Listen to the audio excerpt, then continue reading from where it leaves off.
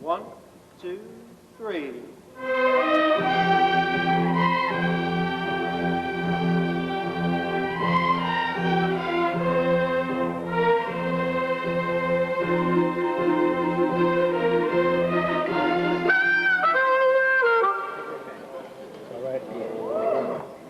Oh my God. American Most Wanted looking for me. I like the harmonica. It was real interesting adding it to the orchestra, but it's something that you like to do every now and then, something a little different. Get away from the same classical stuff. Keep playing that rhythm where you come in, right? Actually, where everybody, where's it at? Mike? No.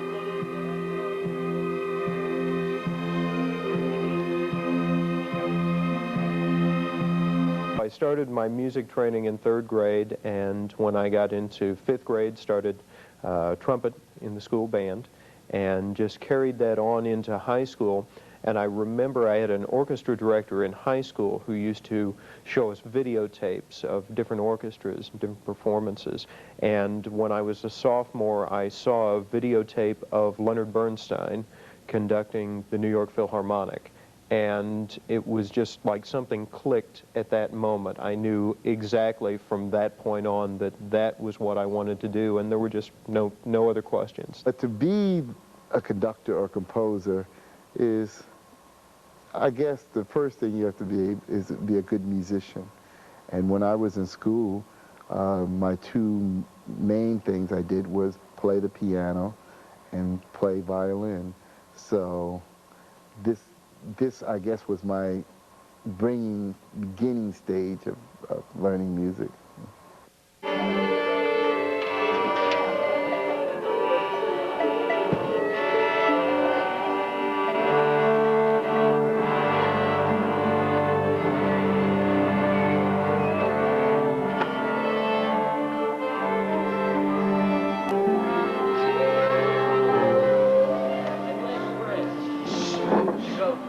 Ladies and gentlemen, please welcome back to Gadsden, Alabama, Mr. Julius Williams. To compose a piece of music, I believe the skills that you need to compose a piece of music, I guess the first thing is you have to have an imagination. And the other thing is you have to listen to a lot of music, a lot of different music. But, you know, the first thing you must have is an imagination, an ability to imagine what something might sound like before it even comes. But the other thing you need is you have to have some idea of an instrument, and you also have to be able to write music, or write and read music. So you have to be very competent in reading and writing music. And in reading and writing music, you need to understand math, which we all have problems with. Even I had problems with, but math is a very important component of music. And to read, you have to be able to read very well to really write music. I guess if you're going to write a song, a small song, you know, it requires less of that ability. But to write something for symphony orchestra, you need those abilities and more.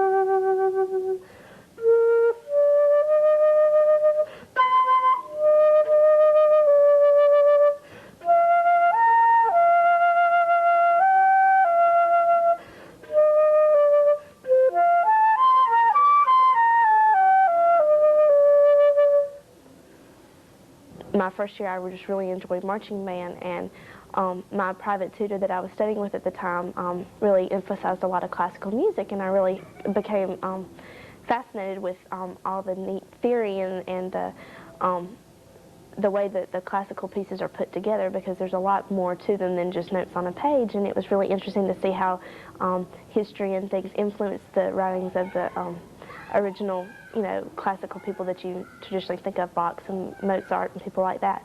And she really encouraged me to, when she heard about the auditions, and I came when Mike Galliardo first started his year. So when he first came in, she really encouraged me to go for an audition, and I did, and was selected to be part of the orchestra, and I love it, and we play a lot of classical things, but I really enjoy playing the more popular things too that you enjoy, you hear on the TV themes and new things that are being written that no one's ever been exposed to. I enjoy playing those too. The Etowah Youth Orchestras is an amazing program. There are a lot of youth orchestra programs across the country, but there are very few that are funded and based the way that our program is. We had a wonderful state representative named June Bugg who really wanted to see a youth orchestra program come into being in this area. And so she passed a bill through the Alabama House of Representatives that placed a 10-cent per card bingo tax on every bingo card that was sold in Etowah County. And that money comes through the school systems to us to sponsor the youth orchestra program. And we receive about $50,000 to $60,000 a year in funding just from that alone. And then, of course, we have support from the Gadsden Cultural Arts Foundation and from our private contributors. But the orchestra has really grown in the past 6 years that it has been in existence. In the past 2 years, we've been recognized by the American Symphony Orchestra League and the American Society of Composers, Authors, and Publishers. We were recipients of both the 1996 and 1997 ASCAP awards. And those awards recognize youth orchestra programs who excel in the programming and performance of contemporary classical music. And out of 183 orchestras last year, we placed third.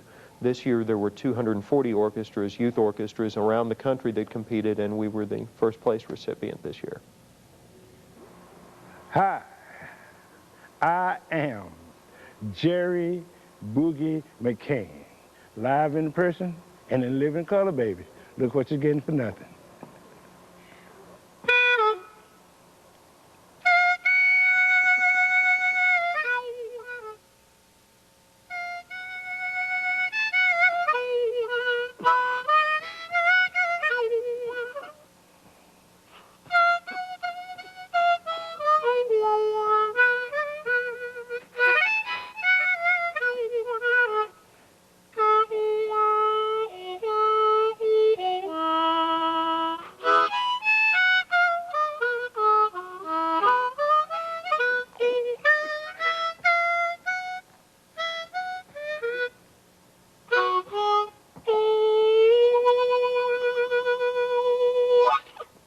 Well, that was the Concerto, how I got into that was Julius came up with that idea, and he wrote this thing for me, and I was under the impression that I was going to do it with adults. And then when I found out it was with kids, I enjoyed it a whole lot better. I've had a lot of great experiences. It's hard to say that one's more important than another. Obviously, the performance at Lincoln Center was an epoch in our musical careers, and it's something that we will always look back on, that many of us will never have the opportunity to play in Lincoln Center again, and that was definitely something that was worthwhile and worth doing, and I enjoyed it, and will take the experiences that I had there and use it, further.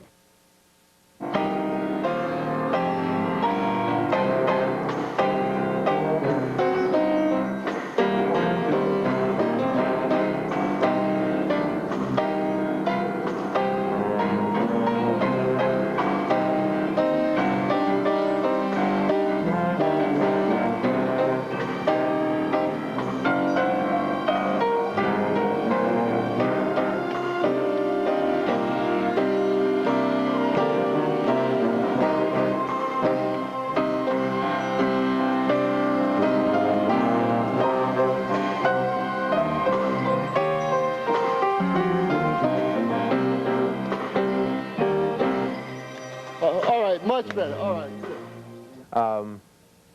It's very hard to explain how to get the attention of the members of your orchestra, or to gain the respect of the members of your orchestra. And it's something that's not taught. And in all of your formal training as a conductor and as an educator, it's something that you'll never hear your instructors speak of. And so you have to go by instinct. And I think what we try and do with this program is I'm really trying to give the students an enjoyable experience. I want them to come in each week and have fun, be with other young musicians who are enjoying doing the same kinds of things that they're doing. And at the same time, I want them to be able to learn from the experiences they're having.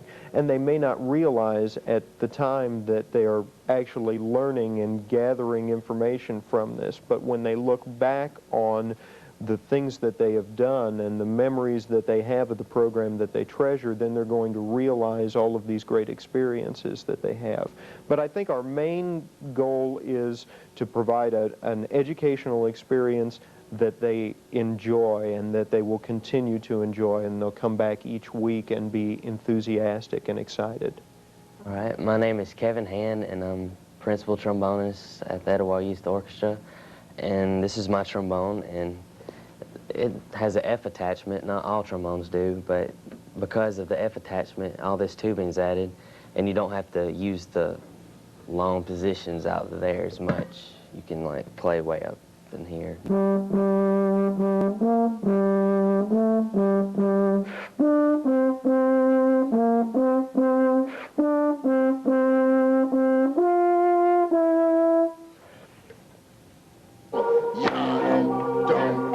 That's it. Let's y'all do that. Ready? Act like me. Yada. 1, 2, ready, and yada. The whole cello section. Ready? 1? Right, Jerry. Give me that again one more time. 1, rhythm. 1, 2, ready, and. Tick,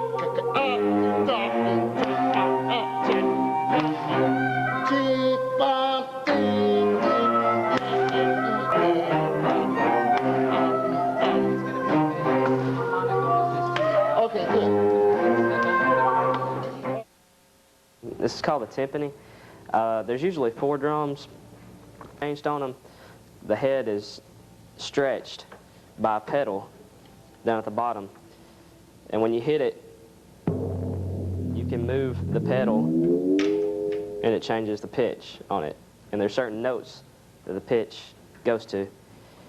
And each drum, the bigger it is, the lower the pitch on it.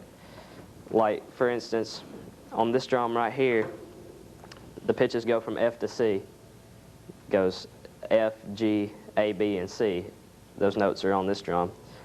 So the lowest note you can hit on this drum is a F, and the highest note you can hit on it is a C.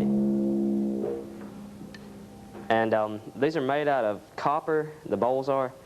The bowls are, when they come out, they're plain sheets, and they're hammered into these shapes.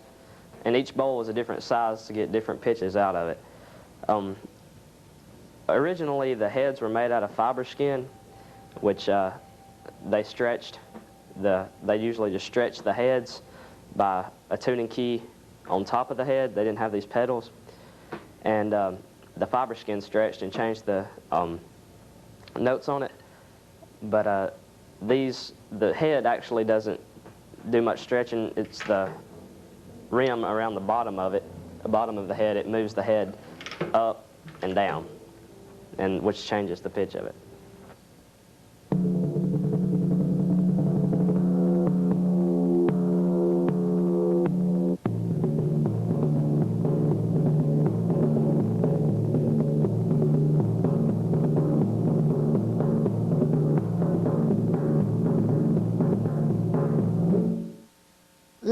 It's kind of fun. You know, they're all different types of writing writing music. Films, I did a movie not long ago. It was called My Heart. I forgot the name of the movie. My Heart Lives or something on that. But it was fun in that what you do is sit and watch a video, and you sit and watch the video and imagine what happens, what the music will sound like watching the video. It's so often, you know, when you walk into a room or you're watching a television program, you know when somebody's getting killed, or you know when somebody's having a love scene, or you know because of the music. It's not for what it's the music that creates the action, that conditions you. So music, if you look at, you know, other types of music, writing opera, for example, you have to be able to find words to the opera, which is called a libretto. You have to find a word to an opera, and then imagine what will make those words come about to tell this story.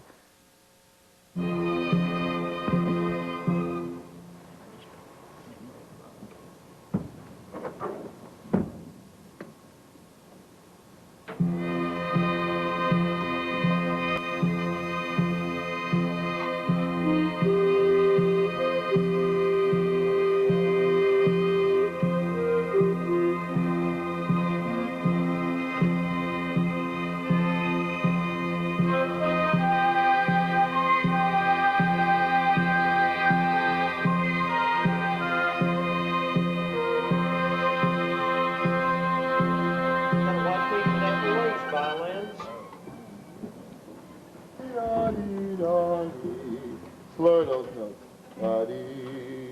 Also on the next bar 7, when all the winds play that line, please don't cut the first note. Ba-da-dee, da-ba. Don't separate that. Almost keep it one line. Dee-da-dee-da-dee.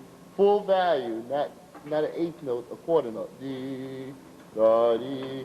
Same thing with the strings. Especially just if you can do that. And also a bar, clarinet, also a bar number 6. I know it takes a lot of breath. Dee, da, dee, da, dee, da, dee, dee, da, dee. Okay? So let's try to see if we can connect it a little bit more. I want you to take a little bit quick breath, but you're going to have to get back real fast. And see, it sounds much better. The F's in the you all have to be the same.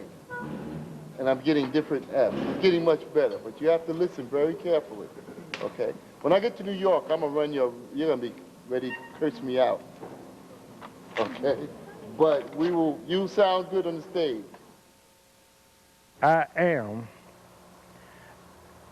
a B-L-U-S-E-S, blues man. That, I never done symphony music. Every now and then I do a little jazz, you know, but I am a blues man, you know, and doing this with the symphony orchestra. But they said they were going to do some dates at different places. I'll do that, but my main thing is doing blues. I like to do blues, that's my thing. And I do slow blues, up-tempo blues. When I'm on stage, I like to move. I like to move, I don't stand still. I like to shake my butt, you know, get on down with the nitty-gritty, do my business, take care of business, you know, and symphony orchestra to back me up. It's real good, but I'm kind of teased about, I play like I want to play, but the music is real good, but when I get through with it, I know where I want to go. Back to myself, I'm doing my style with the symphony orchestra. That's what makes it unique. This is the symphony with blues licks, you know, and it's different. You see symphony orchestras all the time, and they're on television, different places, and they're playing the song really good, but you never heard a harmonica in there that's just get down and hear the key. The orchestra playing in, and you never heard a harmonica.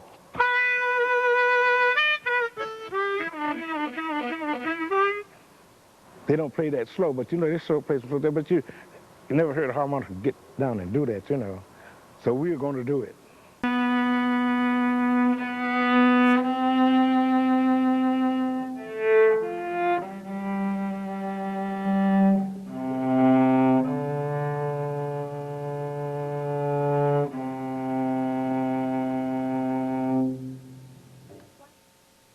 When we added the harmonica with the orchestra, I just thought it was really neat because I'd never done anything like that with a soloist that wasn't out, you know, an instrument that wasn't out of the symphony.